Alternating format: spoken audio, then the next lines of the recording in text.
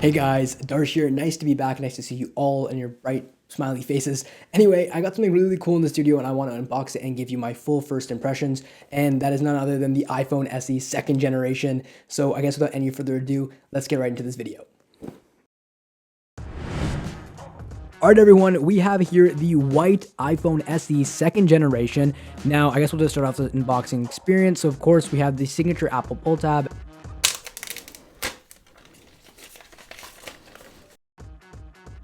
And then boom, we are greeted with the Apple paperwork as always. Now inside we have the welcome to Apple, blah blah blah, SIM ejector, and of course some nice, bright, crisp white Apple stickers. Moving on to the main attraction though, let's put all this aside, the iPhone SE second generation. Now, there is only really one or two big physical differences here between the iPhone SE second gen and the iPhone 8. Now, the big one here is the Apple logo has actually been moved down from a little bit higher than the center of the back to the center of the back, and the front plate is actually black, whereas with the white iPhone 8, it would be white.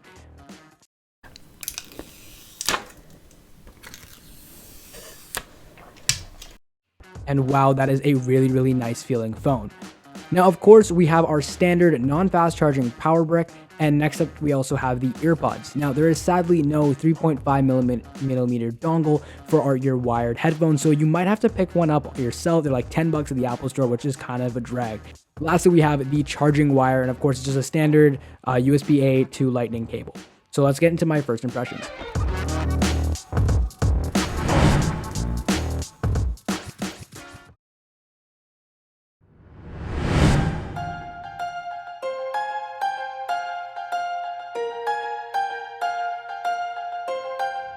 Alright everybody, so let's get into my first impressions of the iPhone SE second generation.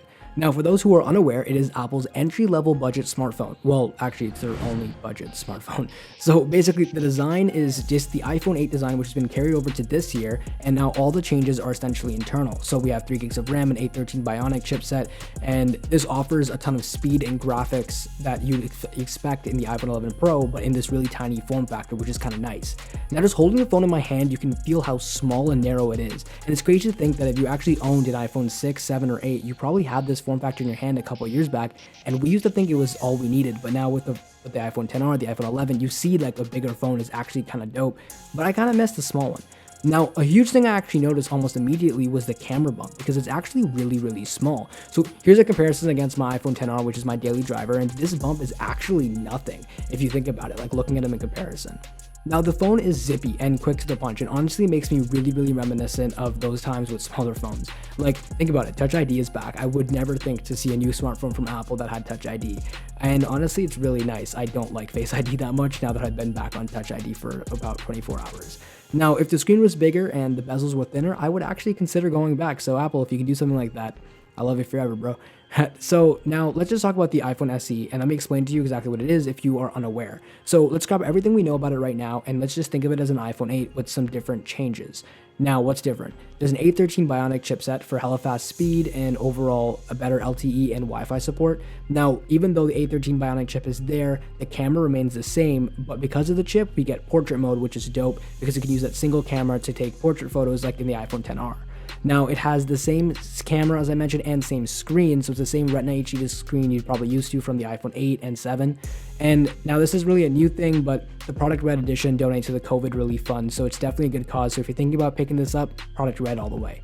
Now, what do I think about it? What are my overall thoughts right now? Honestly, I'm not sure. I'm kind of like mixed. So I want to make sure that you guys subscribe, hit the bell icon to hear my full thoughts in my full review coming out in a couple of days.